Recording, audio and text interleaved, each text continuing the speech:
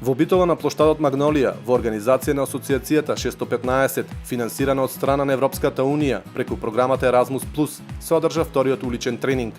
32 учесници од Хрватска, Португалија, Грузија, Латвија и Македонија заедно активно учество во овој проект, каде за цел имаат да го зголемат активното учество на младите, но и промоција на здравиот начин на живот во урбаните градски средини.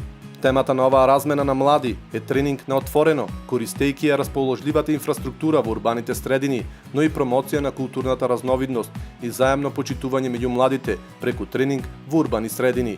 Уличниот тренинг е вид тренинг, спортска дисциплина и вештина, која е комбинација на гимнастика и акробатика. Вежбите се динамични и многу од нив содржат акробатски елементи, кои го прават уличниот тренинг многу атрактивен за гледачите. Оваа активност своите корени ги води од Соединетите Американски држави, каде уште е познато како гето воркаут, джимбар, калистеника, екстремен бодивејт и слично.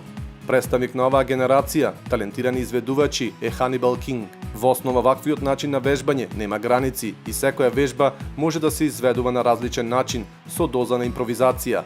Вежбите може да се изведуваат насекаде, со што уличниот тренинг прераснува во социјално движење, кое содржи одредена филозофија, начин на живот, но и дел од модерната урбана култура.